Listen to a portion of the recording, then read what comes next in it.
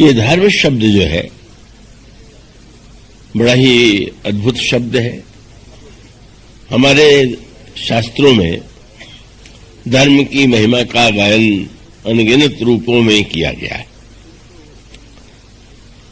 किंतु धर्म के संदर्भ में जितनी उसकी महिमा बताई गई है उतना ही धर्म शब्द रहस्यमय भी है, विवादास्पद भी है।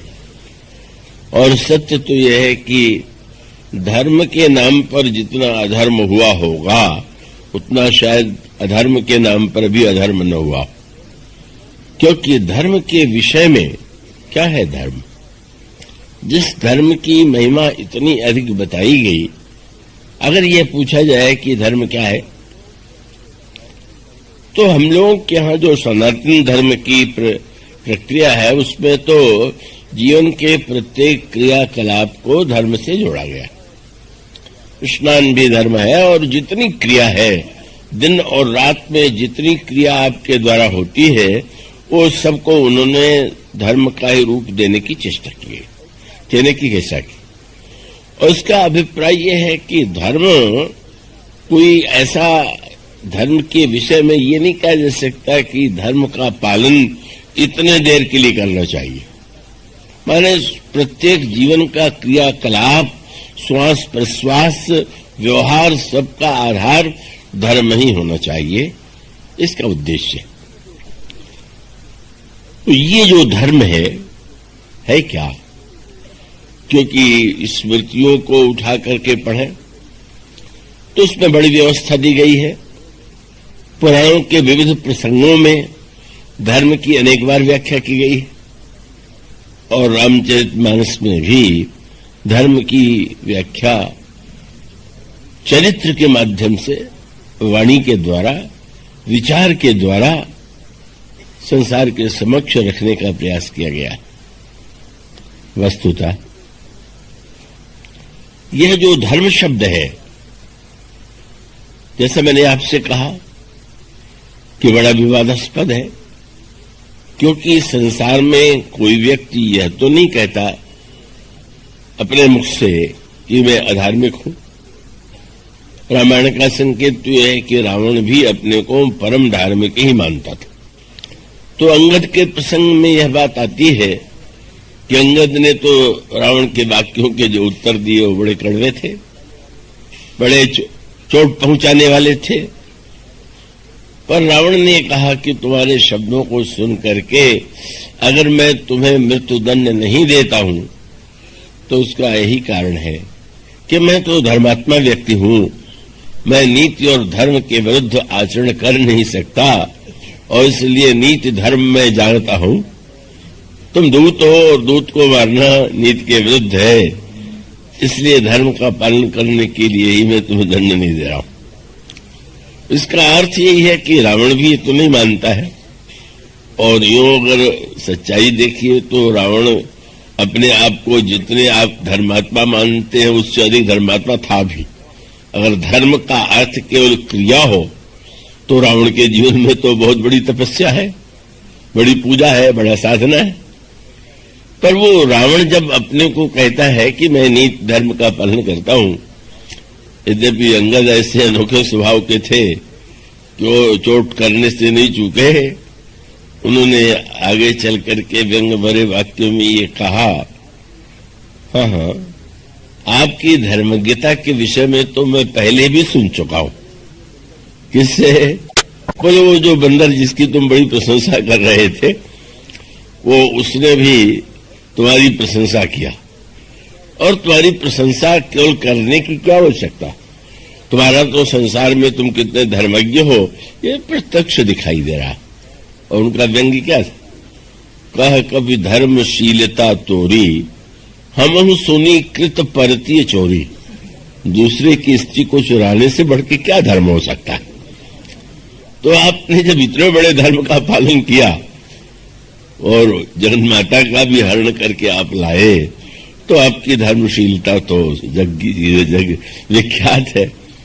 मानो व्यंग यही था कि केवल अपने को ही आप प्रमाण पत्र दे दे तो विद्यालय में विद्यार्थी परीक्षा देता है तो प्रमाण पत्र तो अध्यापक देते हैं, पर अगर प्रत्येक विद्यार्थी को अधिकार दे दिया जाए कि स्वयं को प्रमाण पत्र दे दे तो कोई विद्यार्थी अनुत्तीर्ण थोड़ी होगा। तो समस्या यही है कि पाठशाला में तो हम जो प्रमाण पत्र है वो अध्यापक से पाते हैं, पर जीवन की पाठशाला में प्रत्येक व्यक्ति अपना प्रमाण पत्र स्वयं देता हुआ दिखाई दे रहा। प्रत्येक व्यक्ति यही कहने की चेष्टा करता है कि वो कितना अच्छा है, कितना श्रेष्ठ है, कितना महान है। कितनी बड़ी विचित्र विडंबना है। तो जो रावण जैसा व्यक्ति भी अपने को धर्मज्ञ ही मानता हो तो फिर इसका तात्पर्य है कि वो तो स्वयं भी अपने को श्रेष्ठतम मान करके व्यवहार करता है। और यहां तक कि जब बाली के ऊपर भी भगवान राम ने बाण का प्रहार किया तो उसने भगवान राम पर भी यही आरोप लगाया कि आपने धर्म के विरुद्ध आचरण किया। उसका तात्पर्य था कि मैं तो धर्म के विरुद्ध, मैं तो धार्मिक हूं और आपने धर्म है तो अवतरे गुसाई मारे वही व्याध की नहीं। तो उसका अर्थ है कि धर्म शब्द ऐसा है कि जिसके विषय में प्रत्येक व्यक्ति कहता है, कह सकता है कि यह धार्मिक है, पर क्या कसौटी है धर्म की। और उस धर्म में जो विविधता दिखाई देती है, उस परस्पर विविधता में दिखाई देने वाला जो धर्म है उसको हम किस रूप में ग्रहण करें, किस रूप में समझें, किस रूप में जीवन में उतारने की चेष्टा करें। श्री रामचरितमानस में इसका बड़े विस्तार से उत्तर दिया गया है। महाभारत में भी इस प्रश्न पर विचार किया गया और वो महाभारत में भी यही बात कही गई। कितना कठिन है धर्म का निर्णय कि अगर वेद के आधार पर निर्णय करें तो वेद भी 4 हैं, अगर पुराणों के आधार पर करें तो पुराण 18 हैं, स्मृतियों के आधार पर करें तो स्मृतियां भी 18 हैं। किसकी बात माने, किसकी बात न माने, तो उन्होंने एक ही समाधान दिया और वो समाधान हम सबके लिए उपयोगी है। वो श्लोक है सुतर विभिन्ना स्मृतिश्च भिन्ना नैको मुने यस्य वचः प्रमाणम तब धर्मस्य तत्वम निहितम गुहायाम। जैसे कोई गुफा में वस्तु हो और वहां बैठ करके उसको खोज पाना कठिन हो, इसी प्रकार से धर्म का तत्व जो है वो तो गुफा में रहस्य रूप में निहित है। तो फिर उपाय क्या हुआ? तो उनका बस उपाय यही है कि धर्मस्य तत्वम निहितम गुहायाम महाजनो येन गतः सपद्धा। तो स्वयं हम महान पुरुषों का अनुगमन करें और उनके जीवन में धर्म की जो स्थिति दिखाई पड़े उसी को अपने जीवन में उतारने का प्रयास करें। यह सूत्र महाभारत में दिया गया। अब ये बात अलग है कि हम सब लोग अपने कोई महाजन मान लें, तो वो महापुरुष तो हम ही हैं और हमें किसी व्यक्ति विशेष से कुछ समझने सोचने की आवश्यकता नहीं है, तो और बात है। लेकिन देखें, आप भगवान श्री राम से लक्ष्मण जी ने पूछ दिया कि महाराज आपके चरणों में भक्ति कैसे हो। तो भगवान ने धर्म का उपदेश, धर्म सबसे पहले धर्म की बात की, लेकिन बात अनोखी कह दिया कि धर्म का पालन करने से पहले प्रथम ही विप्र चरण अति प्रीति निज निज धर्म निरत श्रुति रीति। पहले विद्वानों से, श्रेष्ठ पुरुषों से नमन करके प्रश्न करिए कि धर्म क्या है और वे जो बताए उसका जीवन में पालन कीजिए। तो इसका अभिप्राय ये है कि धर्म शब्द जितना महान है उतनी ही धर्म शब्द के साथ समस्याएं जुड़ी हुई, और उस जुड़े हुए संदर्भ में महाजनों ने गतस्य पंथा, महापुरुष ही हमारे लिए परम प्रमाण है। और ऐसी स्थिति में भगवान राम और श्री भरत से बढ़कर के कोई महापुरुष हो ही कौन सकता है। तो अगर उन दोनों के आचरण, उनकी वाणी और उनकी व्याख्या को हम दृष्टिगत रख करके विचार करें तो हम धर्म के तत्व को यत्किंचित समझ करके यदि उसको हम सही रूप में अपने जीवन में लाने का प्रयास करें तो हमारे जीवन की बहुत सी भ्रांतियां दूर हो सकती हैं। तो ये जो धर्म शब्द है, पहले तो इसके मूल अर्थ पर थोड़ा ध्यान दे लेंगे। धर्म शब्द का मूल अर्थ है धारणा धर्म मिथ्या। ध्रिय धारणे धातु से धर्म शब्द बना है और जिसका अभिप्राय है कि जो समाज को, विश्व को, व्यक्ति को धारण करता है वह धर्म है। अब ये शब्द थोड़ा व्यापक हो गया। यह जो धर्म शब्द है, अब अगर देखें तो ये जो परहित सरिस धर्म नहीं भाई कहा गया, उसका एक विशेष कारण है कि धर्म के अन्य जितने रूप हैं उसमें विवाद अवश्य है। अगर निर्विवाद कोई धर्म है तो परहित। धर्म के अन्य जितने भी लक्षण बताए गए हैं वो देश के संदर्भ से, काल के संदर्भ से, व्यक्ति के संदर्भ से बदल जाते हैं। पर यही एक ऐसा भगवान ने कहा कि अब वो तो ठीक है, अगर धर्म के अनेक लक्षण हैं तो सभी लक्षण, लेकिन परस्पर लक्षणों में कभी अगर सामंजस्य है तो ठीक है, पर परस्पर अगर विरोध की स्थिति आ जाए तो, अब जैसे दृष्टांत दे ले, भगवान श्री राम बन जाते हुए मां कौशल्या के चरणों में नमन करते हैं, विदा लेने के लिए आए हुए, और प्रभु श्री राम को विदा देते हुए मां ने यह कहा कि मैं तुम्हें यदि वन जाने का आदेश या तुम्हारी बात को मैं मान रही हूं तो ये न समझना कि तुम्हारे पिता ने तुम्हें आज्ञा दिया है इसलिए मैं तुम्हें जाने के लिए कह रही हूं। अगर तुम्हारे पिता ने तुम्हें वन जाने के लिए कहा होता तो मैं तुम्हें रोक देती और तुम्हें मेरी बात ही माननी पड़ती। क्यों? क्योंकि जो केवल पितु आय सुताता तो जन जाहु जानी बड़ी माता। पिता की अपेक्षा माता का अधिक महत्व है और इसलिए तुम्हारे पिता ने आदेश दिया तो मैं माता के नाते उससे अधिक महत्व मेरी आज्ञा का, इसलिए बिल्कुल मैं उनकी आज्ञा के लिए तुम्हें वन नहीं जाने दे रही हूं। और दूसरा दृष्टांत परशुराम जी का, वो तो अत्यंत निर्दयता से भरा हुआ प्रतीत होता है, बड़ा ही कठोर प्रतीत होता है। गुरु वशिष्ठ ने उसी का दृष्टांत दे दिया। जब उन्होंने भरत जी से राज्य लेने की बात कही तो उन्होंने कहा कि परशुराम पितु आज्ञा राखी, मारी मात लोग सब साखी, लोग सब साखी। परशुराम जी महाराज के प्रसंग में यह बात आती है, महर्षि भगवान परशुराम के पिता महर्षि जमदग्नि हैं, बड़े उग्र स्वभाव के महात्मा थे। तो उनकी पत्नी रेणुका जल लेने के लिए जाती हैं और वो वहां पर कुछ गंधर्व देवता जल में क्रीड़ा कर रहे थे। उस क्रीड़ा को देखने में थोड़े क्षणों के लिए विस्मृत हो गई और जल लाने में विलंब हो गया। विलंब से लौट करके जब वे आई और जमदग्नि जी ने पूछा कि तुम इतने विलंब से जल लेकर के क्यों आई, तो उन्होंने सरल भाव से बता दिया। जमदग्नि जी बड़े उग्र स्वभाव के थे और उन्होंने क्रोध में भर करके अपने पुत्रों को आदेश दिया, पहले बड़े पुत्र को आदेश दिया तो सिर काट लो रेणुका का। निर्दयता और कठोर दंड की पराकाष्ठा थी। अब जो जन जाहु जानी बड़े माता, अगर पिता से माता का स्थान बड़ा है, यह सत्य है तो उन्हें कह देना चाहिए था कि नहीं नहीं आप पिता है, ये मेरी माता है, मैं तो नहीं।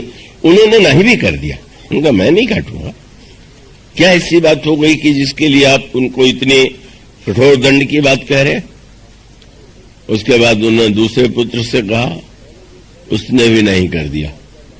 मानो वे कह रहे पिता के नाते मेरी आज्ञा मानना तुम्हारा धर्म है, पर पुत्र कहते हैं नहीं नहीं ये कैसे धर्म है, हम इससे नहीं मानेंगे। तीसरे पुत्र ने भी अस्वीकार कर दिया सबसे छोटे परशुराम जी थे, और उनसे जब उन्होंने कहा तो उन्होंने पिता की आज्ञा मान करके, क्योंकि पिताजी केवल रेणुका से रुष्ट नहीं हुए, इतने उग्र स्वभाव के थे कि उन्होंने कहा कि रेणुका ने तो धर्म का अतिक्रमण किया है, तुम्हारे भाइयों ने भी मेरी बात न मान करके धर्म का उल्लंघन किया, इनका भी सिर काट लो। ये धर्म ही का तो नाम था। वो मानते थे कि धर्म का जब आदेश में जा रहा हूं तो इसको मानना चाहिए, और परशुराम जी ने सचमुच सबका सिर काट लिया। यद्यपि उन्होंने मार्ग दूसरा निकाल ही लिया, लेकिन उस समय उन्होंने पिता की आज्ञा को पालनीय मानकर के काट दिया। बड़े प्रसन्न हो गए जमदग्नि जी, और जमदग्नि जी ने कहा कि मैं बड़ा प्रसन्न हूं, तुमने मेरी आज्ञाओं का पालन किया है, तुम कोई वरदान मांगो। तो उन्होंने ये कहा कि ये चारों जीवित हो जाए। चारों जीवित ही नहीं हुए, परशुराम जी ने ये भी कह दिया कि ये भी वरदान दीजिए कि इनको याद न रहे कि मैंने इनका सिर काटा है, नहीं तो बाद में भी उनको ये रोष बना रहेगा कि अरे इसने हमारा सिर काट लिया। ये जो कथाएं बड़ी विलक्षण प्रकार की आती है पुराणों में, तो ये कथाओं का भंडार ही है, और उन कथाओं में ऐसी विलक्षण सी बातें हैं कि जो व्यक्ति के अंतःकरण में बड़ी भ्रांति उत्पन्न कर सकती है। तो स्वाभाविक है कि धर्म को लेकर के जो विविध प्रकार की भगवान राम के समय में जो धर्म की व्याख्या थी, और महाभारत काल में जो धर्म की व्याख्या थी, उसमें बड़ी भिन्नता। और स्वयं भगवान श्री राम भी जब धर्म का उपदेश विविध प्रसंगों में देते हैं तो उनका उपदेश एक जैसा नहीं होता। उसका अभिप्राय यह है कि प्रभु यह जानते हैं कि धर्म जो है का उसके संदर्भ में का वो जो महत्व गुरु वशिष्ठ का संकेत आपको मानस में मिलेगा, उनके सामने धर्म की व्याख्या साधारणतया शास्त्रों के माध्यम से की जाती रही है, और शास्त्र को ही धर्म की व्याख्या के लिए प्रमाण माना गया। पर वो धर्म की व्याख्या तो शास्त्र से की गई, पर शास्त्र की व्याख्या तो करने वाला व्यक्ति ही तो है, और वो जो व्याख्या करेगा वो व्याख्या अपने ही इच्छा के अनुकूल उसकी व्याख्या कर सकता है। तो ऐसी स्थिति में जब धर्म की व्याख्या को लेकर के यह प्रश्न आता हो तो उसका एक सूत्र गुरु वशिष्ठ के जीवन में मिलता है। जब ये चित्रकूट में भाषण देने के लिए खड़े हुए तो गोस्वामी जी कह सकते थे कि वो तो धर्म के आचार्य हैं और उन्होंने धर्म की व्याख्या की है, धर्म के अनुकूल वाणी का प्रयोग किया। पर वहां पर 3 शब्द आपको मिलेंगे और वो बड़े महत्व के हैं, और वो 3 शब्द है समय, समाज, धर्म, अविरोधा। बोले तब रघुवंश पुरोधा। गुरु वशिष्ठ की जो वाणी है वो समय के अनुकूल है, समाज के अनुकूल है और धर्म के अनुकूल है। धर्म शब्द बीच में है और समय और समाज ये दोनों शब्द जो है दोनों ओर। और इसका अभिप्राय है कि धर्म की व्याख्या करते हुए हमें समय का भी ध्यान रखना होगा, और धर्म की व्याख्या करते हुए समाज का, और उसके साथ साथ धर्म के संदर्भ में व्यक्ति का। तो ये जो 3 सूत्र है, समय काल का तत्व, समाज का, और दूसरा जो संकेत है जब निधर्म कहते हैं तो मानो व्यक्ति का। तो ये जैसा मैंने कहा कि यह जो धर्म शब्द है जितना प्रचलित है और जिसके आधार पर हम सब लोग अपने आप को धर्मात्मा मानने की भूल कर बैठते हैं, वो शायद हमारे लिए उपयुक्त नहीं, उचित नहीं। हमें तो धर्म के उस व्यापक स्वरूप पर विचार करना है, और इस संदर्भ से अगर आप विचार करेंगे तो समस्त धर्म जो है, अब रामायण में एक महानतम धर्म की व्याख्या की गई कि धर्म जो है धर्म न दूसर सत्य समाना। सत्य से बढ़कर के कोई धर्म नहीं। अब सत्य से बढ़कर के कोई धर्म नहीं है। सत्य की महिमा का तो सारे शास्त्रों में बार बार प्रतिपादन किया गया, किंतु सत्य के संदर्भ में जो प्रसंग आते हैं उसको लेकर के तो आपको बड़ी भिन्नता दिखाई देगी। क्या है सत्य? सत्य का देने का अर्थ अगर यह हो कि आप ये कहें कि हाँ मैंने देखा, जो मैंने देखा वही मैं कह रहा हूं और जो मैं कह रहा हूं वही सत्य है, तो बहुत बड़ी भ्रांति की संभावना। इसलिए आप रामायण में अनेक प्रसंगों में देखेंगे कि वो बात जो सत्य के संदर्भ से जोड़ करके कही गई, अंत में वह सूत्र सामने रखना अनिवार्य है। और अनिवार्य क्या है कि सत्य तो धर्म है, पर जिसे लोग सत्य के नाम पर जीवन में स्वीकार कर बैठे हुए हैं, उनका अभिमान है वो सत्यवत्य कुछ नहीं होता। किसी को कड़वा बोलना है तो सत्यवादी बन जाएगा। वो कहते हैं वाह हम तो सत्य बोलते। और ऐसी सत्यवादियों में मंथरा अग्रगण्य थी। मंथरा ने यही कहा कि मैं क्या करूं, मैं तो सच ही बोल सकती हूं और आपको तो शायद वो लोग बड़े अच्छे लगते हैं कि जो बातें बना करके कहते हैं। तो मानो मंथरा की यह मान्यता थी कि जो उसने कहा है वह सत्य है और सत्य है तो बोलना उसका कर्तव्य है, धर्म है। और उस सत्य के द्वारा जो महानतम अनर्थ हुआ, मंथरा प्रतिपादित जो सत्य था वो सत्य कितना अनोखा था। ऐसे तो नहीं कि मंथरा ने राम का राज्याभिषेक होने वाला था, ये भी सत्य है। महारानी कैकेयी को समाचार अभी तक नहीं मिला था, ये भी सत्य है। माने यूं अगर देखें तो मंथरा ने जो बातें रखी घटनाओं के रूप में बिल्कुल ठीक है। अब उसमें उसने थोड़ा थोड़ा संशोधन कर दिया, ये उसकी कला है। का कला ये है कि उसने जैसे ये तो कहा कि तुम्हें समाचार नहीं दिया गया, तो संदेह उत्पन्न कर दिया कि अगर कोई षड्यंत्र नहीं है तो तुमसे छिपाया क्यों गया। लेकिन अब उसको पुष्ट करने के लिए एक वाक्य जोड़ दिया। अगर ये कह दे कि राम को राज्य देने की तैयारी कल हुई है तो कैकेयी जी कह सकती हैं कि महाराज स्वयं मुझे समाचार देंगे, और सत्य भी यही था।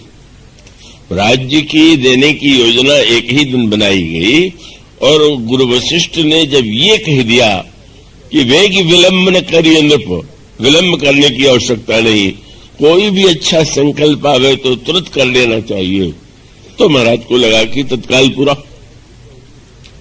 पर मंथरा को लगा कि अगर मैं ये कह दूं कि कल से राम को राज्य देने की योजना है तो प्रभावशाली नहीं होगा, तो उसने पहले एक वाक्य जोड़ दिया, क्या भय पाख दिन सजत समाजू। आज 15वां दिन है, 14 दिन तक तुमसे छिपाया गया। अब और इसका अर्थ ये हुआ कि अब तो निश्चित रूप से 14 दिन तक छिपाया गया, तो षड्यंत्र अवश्य होगा। कई लोग पूजा करते हैं, कैकेयी जी ने श्री राम को 14 वर्ष का वन क्यों मांग दिया? उसका सूत्र ही कि कैकेयी ने निश्चय किया 14 दिन मुझसे छिपाया गया तो राज्य के स्थान पर राम को 14 वर्ष वन में दे करके मैं उसका दंड दूंगी। इसका अर्थ ये हुआ, इसका तात्पर्य हुआ कि सत्य इतना महानतम धर्म है और वो सत्य का महानतम उपदेश अपने को सत्यवादिनी मंथरा देती है। मैं आपके दासी हूं, आपके प्रति मेरा स्नेह है और जो सत्य है वही मैं कह रही हूं। और उस सत्य के द्वारा इतना विष कैकेयी के मस्तिष्क में बैठा दिया कि कैकेयी जो श्री राम पर इतना बड़ा विश्वास करती थी कि जिनको ऐसा लगता था कि राम तो श्री अपनी मां कौशल्या की अपेक्षा भी मुझे अधिक चाहते हैं, जिनको श्री राम पर इतना भरोसा था, ऐसा रूप प्रस्तुत कर दिया। घटनाएं बिल्कुल ठीक ठीक। भरत जी ननिहाल गए हुए हैं, ये भी सत्य है।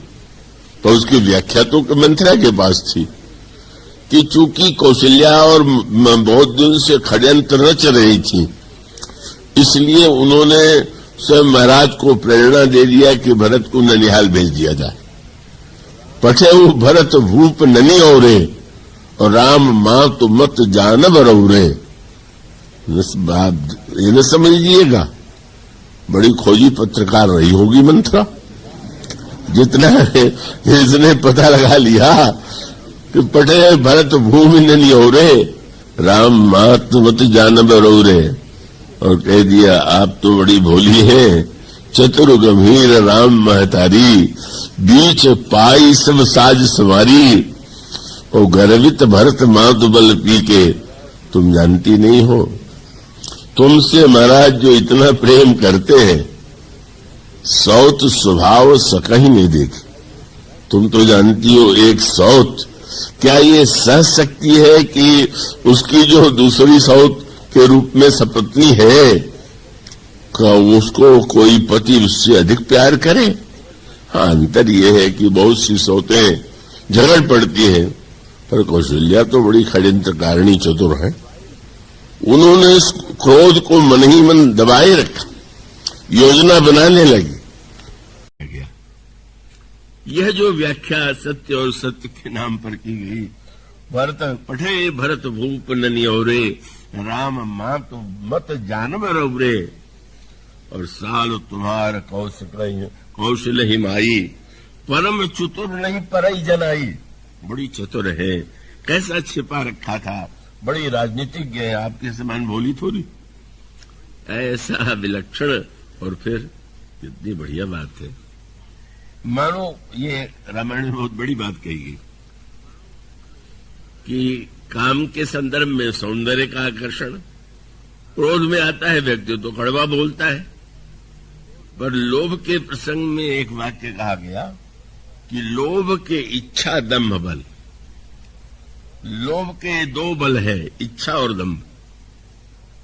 इच्छा होती है मन में कि हमको अधिक से अधिक लोभ, अधिक से अधिक हमारे वस्तुओं की पूर्ति हो, पर इसमें शब्द क्या जोड़ दिया गया? दंभ। दंभ माने लोभी कभी ये नहीं दिखावेगा कि उसका कोई स्वार्थ है। लोभी कभी नहीं कहेगा कि उसे कुछ चाहिए, वो ये अवश्य कहेगा उसे तो कुछ चाहिए ही नहीं। वो तो जो कुछ करता है निस्वार्थ भाव से दूसरों के लिए करता है। यही दंभ का कैसा बढ़िया प्रयोग मंथरा ने किया। बोले आप सोचिए, और ये कहा कि सोचिए, क्या अगर राम को राज्य मिल जाए या भरत को राज्य मिल जाए तो मेरी स्थिति में क्या कोई अंतर आने वाला है क्या? मैं तो दासी हूं, दासी रहूंगी। तो को नृप होई हम ही का हानि, चेरी छाड़ को हो वही रानी। राजा राम हो चाहे भरत, तो मेरी हानि नहीं। तब बोले मुझे अपने हानि की तो चिंता नहीं, केवल आपके हानि की ही चिंता, और इसीलिए आप इतनी कड़वी बात मुझसे बोल रही हैं। आप मुझसे कह रही हैं कि तू ऐसी बात करेगी तो तेरी जीभ कटवा दूंगी। मंत्रा से कह गई जी ने प्रारंभ में यही कहा था। तो लेकिन इतना होते हुए मैं क्या करूं, मुझे तो धर्म के नाते सब सहना पड़ रहा, सब कहना पड़ रहा है। उसका अभिप्राय क्या है कि सत्य इतना विकृत बनाया जा सकता है, सत्य के नाम पर इतना कुछ कहा जा सकता है, किया जा सकता है। इसका प्रबलतम दृष्टांत जो है वो मंथरा का चरित्र है। तो इसका अभिप्राय ये हुआ कि सत्य कितना भी उत्कृष्ट धर्म क्यों न हो, पर वो सारा आगे अयोध्या कांड का जो पूरा प्रसंग है वो सत्य को लेकर के ही तो है। और कैकेयी जी और महाराज दशरथ के वार्तालाप में भी सत्य शब्द जितनी बार आया, महाराज दशरथ ने अपने और अपने वंश की सत्यवादिता की दुहाई दिया, और सत्यवादिता की दुहाई देकर के कहा कि तुम जानते हो रघुकुल रीत सदा चली आई, प्राण जाहि बरु वचन न जाई।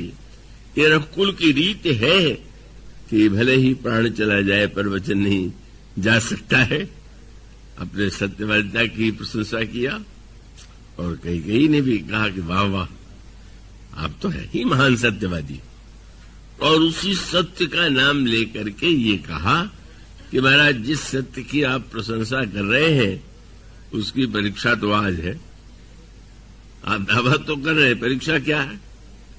आपने मुझे वचन दिया था कि तुम्हें 2 वरदान जो तुम चाहोगी वो दूंगा, तो वो अवसर आ गया है।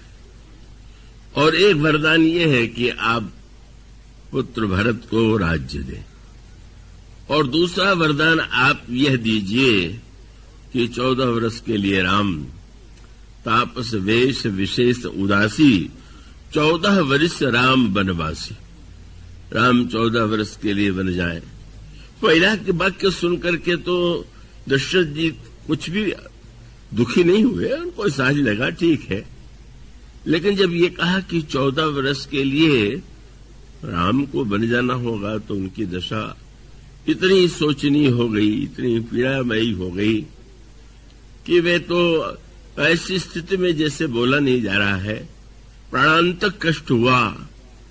और तब आप जानते हैं कैकेयी ने क्या कहा? महाराज वो जो सत्य की महिमा का भाषण चल रहा था, वो भाषण ही था कि परीक्षा में भी जीवन में भी उसका कोई आधार है। और ये कहा कि आप जो सत्य की महिमा कह करके मुझसे ये कह रहे थे कि जो मांगना हो मांग लो, तो क्या आपको लगता था कि मैं भुना हुआ चना मांगने वाली हूं क्या? सत्य सराय कहो बर देना, जानू मांगी ले चबेना। महाराज सत्य के नाम पर चबेना तो मांग नहीं सकती थी। मैं मांगूंगी तो कुछ विशेष ही मांग सकती थी। अगर आपको सत्य संद तुम रकुल माही, मोह न बहुत प्रपंच सुहाई। बस एक ही बात है, जो कुछ है सत्य है, सत्य ही आपका नियम है, आपके वंश का नियम है। सत्य को छोड़ के मुझे कुछ अच्छा नहीं लग रहा, और ऐसी स्थिति में आप सत्य की रक्षा कीजिए। तो मानो धर्म की सर्वश्रेष्ठ, जिसको धर्म का सर्वश्रेष्ठ महत्व दिया जा रहा है, धर्म न दूसर सत्य समाना, वो उसी की दुहाई देती है। और वो महाराज दशरथ की कठिनाई यही है कि जिसके लिए एक शब्द कह सकते हैं, शब्द आता है किं कर्तव्य विमूढ़। कभी कभी व्यक्ति निर्णय नहीं कर पाता है कि क्या ठीक है और क्या नहीं ठीक है, ये धर्म है कि ये धर्म है। तो एक प्रकार की दुविधा का, उस दुविधा की स्थिति में ही उनकी दृष्टि का उनका चरित्र सामने आता है। कैकेयी जब श्री राम को बन जाने का आदेश देती हैं, तो महाराज श्री दशरथ के मौन का तात्पर्य ही था कि अनिश्चय की स्थिति में सत्य के विषय में उन्होंने इतना कुछ कहा है, कैकेयी ने सत्य की दुहाई दी है। ऐसी स्थिति में क्या मैं इसे नकार दूं, अस्वीकार कर दूं? क्या राम को बन न जाने के लिए कह करके मैं सत्य के रूप में धर्म का अपलाप तो नहीं करूंगी? यह धारणा उनके अंतःकरण में बद्धमूल थी, और बद्धमूल होने के पश्चात वे मौन रह गए। मौन माने स्वीकृति नहीं थी, मौन का अभिप्राय अनिश्चय, और इसीलिए उसका आगे चल करके पता चल गया। जब श्री राम चले गए तो थोड़ी देर चिंतन के बाद उनको लगा कि ये तो ठीक नहीं, और ठीक नहीं है तो उन्होंने तत्काल सुमंत जी को बुलाया, और सुमंत जी को बुला करके ये कहा कि नहीं, मैं अपनी पहली आज्ञा जो मेरे नाम पर कैकेयी ने दी है उसे मैं स्वीकार करता हूं। रथ लेकर के जाओ और राम को रथ पर बैठा करके 4 दिन तक वन में घुमाना। 4 दिन में 14 वर्ष में मान लूंगा, और राम को लौटा ले आना। रथ चढ़ाई दखराई बन, फिरहु गए दिन चारी। फिर वही समस्या, सीधे नहीं कह पाए कि राम को लौटा ले आओ, 4 दिन घुमा करके। ये बड़ी कठिनाई। जब बुरे व्यक्ति कोई बुरा कार्य करते हैं तो सीधे कर देते हैं, और अच्छे व्यक्ति जब कभी बुरी बात सोचे जो समझ में न आवे तो कलाकार बन जाते हैं। कोई ऐसी चतुराई ढूंढे कि जिसमें उनकी महिमा धार्मिकता बनी रहे, और वो इसलिए उनकी दुर्बलता यही है ना जब महारानी कैकेयी ने कहा था मैं रोक पाए, और सुमंत जी को लौटाने के लिए भेज रहे हैं, तो ये नहीं सीधे कह पाए कि लौटा ले आना। कहते रथ पर बैठा लेना, 4 दिन जंगल में घुमा ले आना है। इसका क्या तुक हुआ? 14 वर्ष के बदले में बोले 14 में भी 4 है और 4 भी 4 ही है, चलो एक छोड़ दो। मानो अपने को भुलावा देना, और उस भुलावे के द्वारा वो जो आदेश देते हैं, मानो उस आदेश में ही उनकी इस द्वंद्वात्मक स्थिति का पता चलता है। और इसीलिए बड़ी सुंदर बात आती, धर्मस्य तत्त्वं निहितम् गुहायाम। सुमंत जी ने प्रभु श्री राम से कह दिया, पिताजी के आदेश से आप बन जा रहे थे, पिताजी ने अब वो आदेश परिवर्तित कर दिया है और मुझसे ये कहा है। अब उन्होंने अपना संशोधन कर दिया, और संशोधन क्या था कि उन्होंने कहा रथ चढ़ाई सुरसरी अनवाई, बस रथ पर बैठा के गंगा स्नान कराना, 4 दिन भी उन्होंने छोड़ दिया। और संशोधन हो रहा है कि आप स्नान करा करके आपको रथ पर बैठा करके ले आवे। पर यहीं पर भगवान राम अगर सत्य के और धर्म के संदर्भ से स्वार्थ को महत्व देना चाहते, अगर भगवान श्री राम चाहते तो बड़ी प्रसन्नता से कह सकते थे, या गंभीरता का अभिनय करके कह सकते थे कि नहीं मैं तो 14 वर्ष के लिए जा ही रहा था, पर पिताजी ने जब आदेश दिया है तो मैं कैसे अस्वीकार कर दूं। ये ऐसा करते तो श्री राम की निंदा तो नहीं हो सकती थी। पर भगवान श्री राम ने उस समय वो सूत्र दिया, और वो सूत्र या तो भगवान राम के द्वारा या श्री भरत के चरित्र में प्रतिफलित हुआ, और उसी का अंतिम परिणति राम राज्य के रूप में हुई। और भगवान श्री राम ने एक वाक्य कह दिया, ऐसा कहते हुए सुमंती चरणों में गिर पड़े, रोने लगे।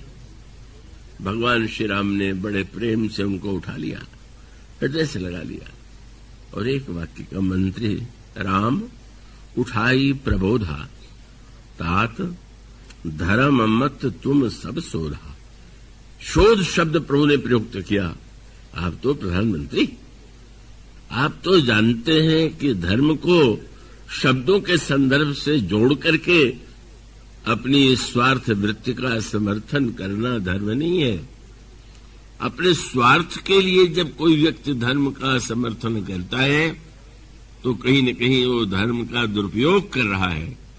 और दृष्टांत तो दिया, शिव दधीच हरिचंद नरेशा सहे धर्महित कोटि कलेशा।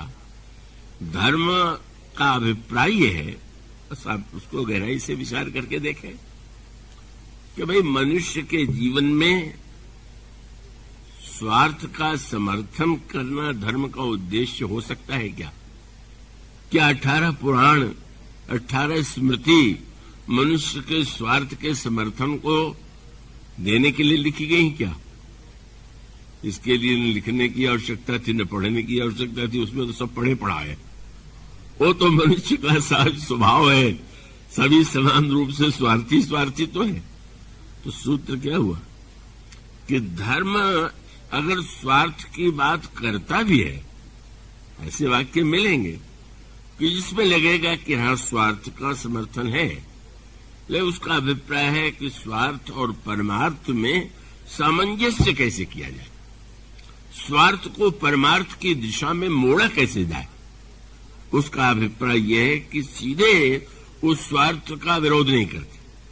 अब आप गीता को उठा के देखें, भगवान कृष्ण जब अर्जुन को लड़ने का उपदेश देते हैं तो प्रारंभ कहां से करते हैं? लड़ो, चिंता छोड़ो, दोनों ओर से लाभ है। क्या बोले? हतो वा प्राप्त से स्वर्गम, मारे जाओगे तो स्वर्ग में जाकर के वहां के आनंद का भोग करना, और अगर तुम जीत गए तो जित्वा वा भोक्ष से महिम, जीत जाओगे तो राजा बन के पृथ्वी का भोग करोगे। लगता है स्वार्थ की ही बात कर रहे हैं, स्वार्थ को बढ़ावा दे रहे हैं। जीने मरने में दोनों में लाभ ही लाभ है। पर यह तो प्रारंभ था। मानो जैसे पहली कक्षा में विद्यार्थी को पहले दिन भेजने के लिए माँ नए कपड़े बनवा दे और मिठाई और चंदन वंदन लगा दे, तो माँ वो रोज नहीं करने वाली। रोज बच्चे को विदा करते समय चंदन अक्षत पूजा नहीं होने वाली। वो तो माँ थोड़े दिन बच्चे को थोड़ा स्वाभाविक रूप से जो प्रिय है उसे देती है और कहती है कि तुम आओगे तो तुम जो चाहोगे वो मंगा देंगे, खिलौना मंगा देंगे। उसका उद्देश्य तो ये है कि इस लोभ से सही बालक अगर पाठशाला में एक बार जाएगा और जाने के बाद धीरे धीरे इसका मन वहां रम जाएगा, लग जाएगा, तो इन वस्तुओं के अपेक्षा कम हो जाएगी, बाद में मिट जाएगी। ठीक इसी प्रकार से शास्त्रों में जो स्वार्थ की बात कही गई, या स्वयं साक्षात भगवान कृष्ण ने ही अर्जुन से जब ये दोनों वाक्य कह दिए तो उसका उद्देश्य वही था। क्योंकि आगे चल करके भगवान फिर स्वर्ग की भी निंदा करते, भगवान का ये भी कह देते हैं कि अरे क्या रखा है, वेद जो है उनसे भी तुमको ऊपर उठना है। कर्मण्येवाधिकारस्ते मा फलेषु कदाचन। मानो क्रमिक रूप से मनुष्य के अंतःकरण में कैसे स्वार्थ की वृत्ति से धीरे धीरे धीरे उठते उठते परमार्थ की स्थिति आ जाए। तो इसलिए मूल तत्व यह हुआ। बस पहली कसौटी यही है जो भगवान श्री राम ने कहा कि मंत्री जी आप धर्म के तत्व पर विचार कीजिए। धर्म का उद्देश्य क्या हो सकता है? धर्म का उपदेश देने की क्या अपेक्षा है? भगवान श्री राम जब यह वाक्य कहते हैं तो प्रभु का संकेत ये था कि व्यक्ति ने आज तक यही किया है कि धर्म का जब भी उसने नाम लिया तो स्वार्थ के लिए लिया। उसने धर्म को न्यायाधीश नहीं बनाया, धर्म को अपना वकील बना लिया। अब देखिए, न्यायाधीश और जज जो होता है, न्यायाधीश और वकील जो होता है, वो कानून की पुस्तक तो एक ही होती और व्याख्या दोनों दब करेंगे, दोनों ओर के वकील तो कानून का उद्धरण देंगे। पर निर्णायक जो है वो न्यायाधीश क्यों माना जाता है कि एक व्यक्ति पहले से अपने निर्णय कर चुका है कि इस अपने मुवक्किल के पक्ष में या जिसके पक्ष में वो खड़ा है उसकी बात का समर्थन करना है, उसके विरोधी को भी यही कार्य करना है। न्यायाधीश जो है वो मध्यस्थ होकर के निर्णय करता है कि नहीं, इसमें वस्तुतः न्याय के अनुकूल क्या है। तो इसका अभिप्राय है कि अगर हम केवल स्वार्थ के समर्थन के लिए ही बार बार धर्म शब्द का प्रयोग करते रहें तो ये तो कोई लाभ होने वाली बात नहीं। उसके द्वारा तो व्यक्ति जो है जीत भी सकता है, हार भी सकता है संसार के न्यायालय में, लेकिन इसमें कोई संदेह नहीं है कि यह तो अनोखी बात आप पाएंगे। आप देखें, भगवान श्री राम पशु वाटिका में जाते हैं और जाने के बाद जब उन्होंने जनकनंदिनी सीता की सुंदरता को देखा तो श्री राम को लगा कि आज तो मेरे मन में जैसे भावों का उदय हुआ पहले कभी नहीं हुआ था। भगवान श्री राम जो है अनुभव करते हैं कि उनके स्वभाव और मन की जो परंपरा थी आज उससे विरुद्ध उनका आचरण दिखाई दे रहा। और तब आप क्या पाते हैं? भगवान श्री राम जब गोस्वामी जी कहते हैं पहले तो जनकनंदिनी सीता की सुंदरता देखते हैं और सुंदरता देखने के बाद भगवान राम मन ही मन उस सुंदरता की सराहना करते। पहले तो जब आभूषणों की ध्वनि कान में गई तो भी मन में दिव्य राग का उदय हुआ और जब उन्होंने सीता जी की सुंदरता को स्वयं सामने देखा तो अस कही फिर चिते ओरा सिय मुख शशि भय नैन चकोरा भय विलोचन चारु अचंचल मनो सकुच निमित अजय दृंगंचल देख सिय सोहा सुख पावा हृदय सराहत वचन नावा। सुंदरता की सराहना कर रहे हैं लेकिन उसके पश्चात अगला वाक्य क्या है? सिय सोहा हिय वर्णि प्रभु आपन दशा विचार। सीता जी को सुंदरता की प्रशंसा करते हैं पर अपने स्वभाव पर विचार करते हैं। आज मन में ऐसा बदलाव कैसे आ गया? और तब गोस्वामी जी का वाक्य कितना सुंदर है। भगवान राम ने अपने आप को न्यायाधीश के सामने खड़ा कर दिया, और न्यायाधीश किसको उन्होंने बनाया? अपने छोटे भाई को। लक्ष्मण कहे, भगवान राम पूछते हैं, और शब्द गोस्वामी जी ने लिखा, कोई प्रभु से पूछ दे कि अब छोटा भाई बताएगा अपने भाई से कि ये ठीक है कि नहीं, तो भगवान कहते हैं कि छोटा भले ही हो, पर उसका मन जैसा पहले था वैसे अब भी, पर मेरा मन पहले जैसा था वैसा नहीं, इसे निर्णय का अधिकार मुझे नहीं। इसलिए आप पाएंगे कि भगवान श्याम सिय शोभा ही वर्णि प्रभु आपन दशा विचार बोले सुचि मन अनुजसन बचन समय अनुहारी। प्रभु पवित्र मन वाले लक्ष्मण देख लिया, न इस आभूषण से लक्ष्मण पर कोई प्रभाव न पड़ा, न इस सौंदर्य सामने देख करके कोई परिवर्तन आया। यही व्यक्ति ठीक निर्णय कर सकता है कि मेरे द्वारा जो कार्य हो रहा है उचित है कि अनुचित। कितनी मानता भगवान श्री राम, और स्पष्ट शब्दों में कहते, तात जनक तनया यह सोई धनुष यज्ञ यही कारण होई पूजन गौर सखी ले आई करत प्रकाश फिरई फलवाई। अब यो तो कहे तो लक्ष्मण जी ने तो नहीं पूछा था कि ये कौन है, भगवान राम अपनी ओर से बताए जा रहे हैं, और फिर कारण भी बता रहे हैं कि मैं इसलिए बता रहा हूं कि जासु विलोक अलौकिक शोभा सहज पुनीत मोर मन शोभा। मेरा मन अब तक मैं ही समझता था कि सहज रूप से पवित्र है, पर आज तो उसमें क्षोभ का उदय हो गया, बदलाव आ गया है। जिनके लहन रिपुरन पीठी नहीं पावही परतीय मन डिठी मंगन लहीन जिनके नाही ते नरवर थोड़े जगमाही। ऐसी हमारे वंश की, हमारे स्वभाव की परंपरा रही है, पर आज मैं स्वीकार करता हूं कि मेरा मन जो है उस प्रकार से शुद्ध नहीं है, उसमें क्षोभ है। क्यों? न्यायाधीश बनाया अपने छोटे भाई को, तुम बताओ इस मेरे कार्य में कितना अनुचित है। और लक्ष्मण जी चुप। अब प्रभु तो बड़े गंभीर हो गए कि जिससे न्याय करने के लिए प्रभु कहते हैं वो तो बोल ही नहीं रहे, एक वाक्य में भी नहीं कहा कि नहीं आप बहुत अच्छी, आप में कोई बुराई नहीं, मन ही मन मुस्कुरा रहे हैं कि धन्य है इनका स्वभाव। मानो स्वभाव के दिव्यता की ओर ध्यान गया। बोले सीता जी को देख के ये चिंता होना कि हमारे वंश की परंपरा है कि हम परस्त्री की ओर दृष्टि नहीं डालते, तो क्या सीता जी भी पर हैं क्या? वो तो जानते हैं कि भगवान की अभिन्न शक्ति, अब अपनी ही शक्ति को देख करके लीला में अगर प्रभु भिन्न रूप में मान के ये कहें, लक्ष्मण जी मौन क्यों हुए?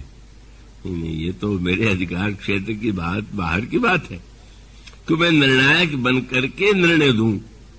और आप ध्यान रखिएगा कि लक्ष्मण जी के निर्णय न देने से प्रभु गंभीर इतने हो गए कि नहीं, लक्ष्मण ने मेरे पक्ष में निर्णय तो दिया नहीं, तो कहीं मेरे कार्य में कोई ऐसा तो नहीं है कि मैं अनुचित कर रहा हूं पर छोटे भाई के नाते बोल नहीं पा रहा।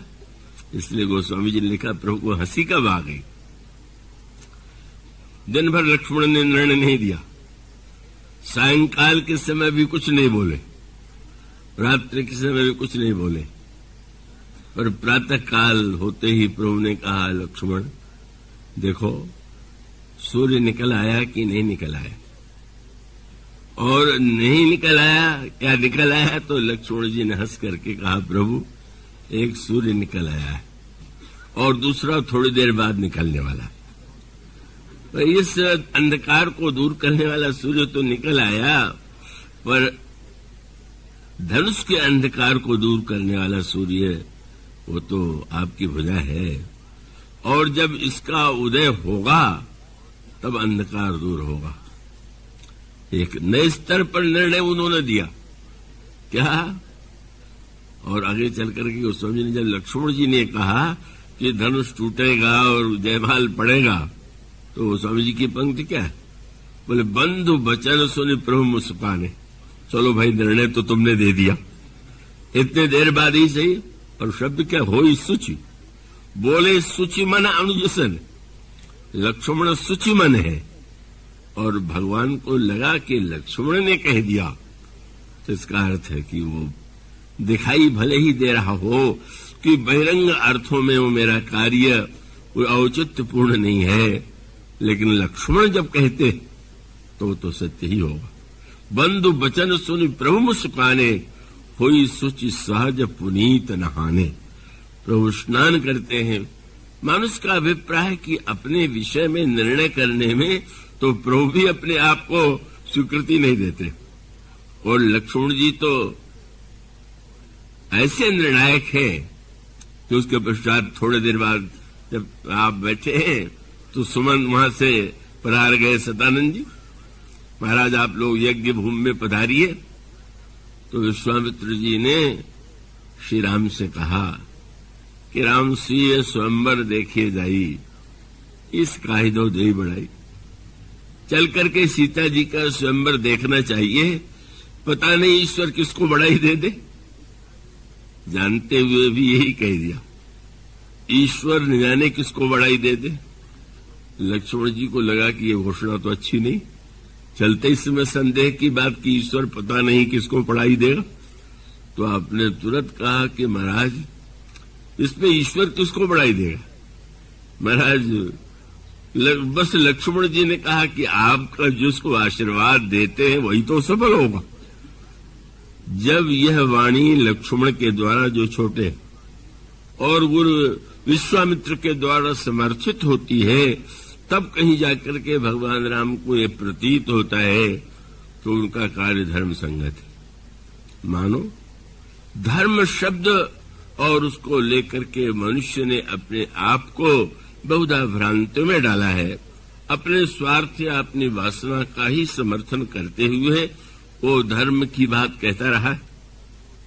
मैं उस संस्मरण को भूल ही नहीं पाता। जब मेरी अवस्था बिल्कुल छोटी 19-20 वर्ष का कथा मैं पहले प्रारंभ किया था, तो जबलपुर के एक वयोवृद्ध सज्जन कहने लगे कि घर पर मेरी कथा एक दिन हो जाए। मैंने स्वीकार किया, और जब मैंने उनसे पूछा कि कौन से प्रसंग पर सुनना चाहेंगे, तो उनका बस रामायण का दोहा कि अनुचित उचित विचार तजी जे पालहि पितु बहन, ते भाजन सुख सियस के बसहि अमरपुर ऐन। उचित अनुचित का विचार छोड़ करके जो पिता की आज्ञा मानता है उसको यश और स्वर्ग मिलता है। जैसा भी उस समय संभव रहा होगा, मैंने कहा होगा।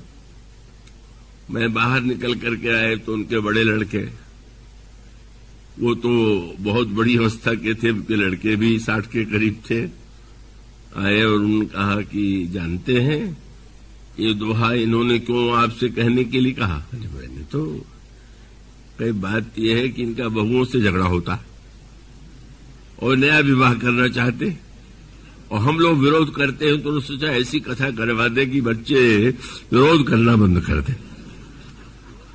अब क्या तुलसीदास जी ने इसीलिए दोहा लिखा है क्या?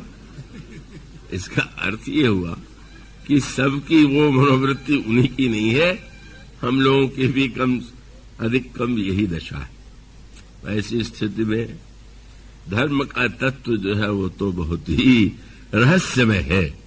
पर सूत्र वही है जो भगवान राम ने कहा कि हमें वो ऊपर उठने की प्रेरणा दे रहा है धर्म कि नीचे जाने की। अगर ऊपर उठने की प्रेरणा दे रहा तो उसका अर्थ है कि वो सही है, और अगर नीचे और उतारता चला जा रहा है तो इसका अर्थ है कि ना हम कहीं न कहीं का हम अपने आप को भ्रम में डाल रहे हैं। अगर कोई दवा दी गई तो दवा की कसौटी यही है कि उसको लेने के बाद आपके स्वास्थ्य में लाभ हो, और अगर बीमारी बढ़ती जाए तो समझ लीजिए दवा बिल्कुल ठीक नहीं या आपके लिए ठीक नहीं। इसी प्रकार से धर्म यदि दवा है तो उस दवा के द्वारा अगर हमारे मन के विकार कम हो, हमारे मन की बुराइयां कम हो, तो समझिए दवा ठीक खा रहे। और अगर नहीं है तो नकली दवाइयां तो बाजार में बिकती बहुत ही है, और उससे लोगों की बीमारी बढ़ती है, मर भी जाते हैं लोग। ये महानतम धर्म का सूत्र है। और इसलिए दो धर्मों में से जो सूत्र वो है बड़े महत्व का, कि अगर धर्म का उद्देश्य केवल स्व है तो या तो अधूरा है या धर्म नहीं। सूत्र क्या है? सूत्र ये है कि बहुधा हम धर्म अपने लिए और अपने स्वार्थ की पूर्ति के लिए, चाहे इस संसार में चाहे मरने के बाद स्वर्ग में जाने के लिए करते हैं। ठीक है, इसके लिए वे अच्छा काम करना ठीक है, पर इतना होते हुए भी धर्म की पूर्ण व्याख्या क्या है? अगर हमारे आपके जीवन में स्व और पर का भेद नहीं मिटा, अपना स्वार्थ, अपना परिवार, अपना ही सब कुछ, और पर ये तो पराया है, तो समझ लिए धर्म अधूरा। धर्म सही नहीं। इसकी मूल कसौटी है कि धर्म आपके परिवार को बढ़ा रहा है कि घटा रहा, आपको छोटा बना रहा है कि बड़ा बना रहा। और इसका अर्थ ये हुआ कि स्व से केंद्रित जो धर्म है या तो धर्म नहीं होगा या धर्म होगा तो अधूरा होगा। तब जब पर से वो जुड़ जाए, यही सत्य से भी बड़ा धर्म परहित क्यों हो गया? वो एक शब्द है पर। अपने हित के लिए, अपने स्वार्थ के लिए तो हम सब कुछ कर ही रहे हैं, लेकिन जब हमारे जीवन में स्व के स्थान पर शब्द परत्व के प्रति हमारे मन में प्रीति हो, हमारे मन में दूसरों का हित करने की भावना हो, कल्याण करने की दृष्टि हो, तो समझ लेना चाहिए कि हम धर्म के पथ पर सही अर्थों में चले। और इसलिए मानो समस्त धर्म विवाद युक्त है। अगर कोई धर्म निर्विवाद है तो परहित सरिस धर्म नहीं भाई। इसके बाद की चर्चा कल आज। बोलिए सिया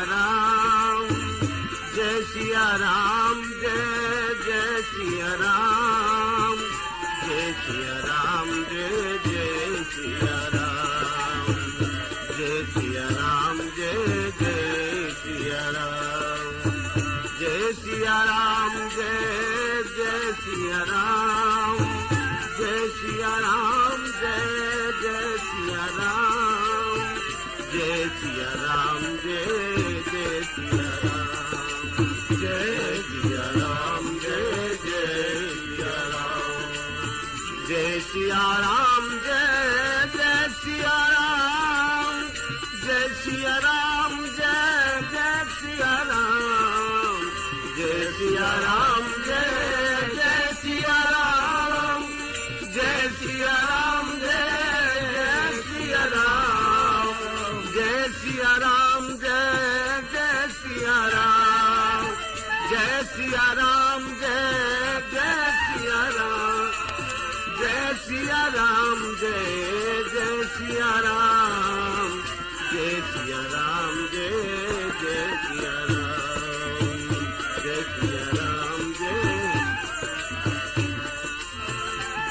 सिया राम, जय जय सिया राम, जय सिया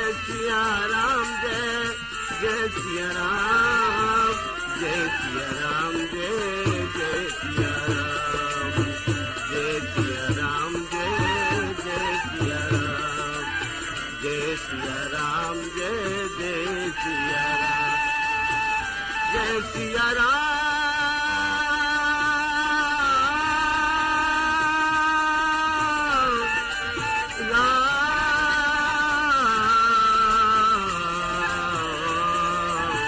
जय सिया राम, जय जय सिया राम, जय सिया राम, जय जय सिया राम, जय सिया राम, जय जय सिया राम, जय सिया राम, जय जय सिया राम, जय सिया राम, जय जय सिया राम, जय सिया राम, जय जय सिया राम, जय सिया राम, जय जय सिया राम, बोलो जय सिया राम, जय जय सिया राम, जय सिया राम,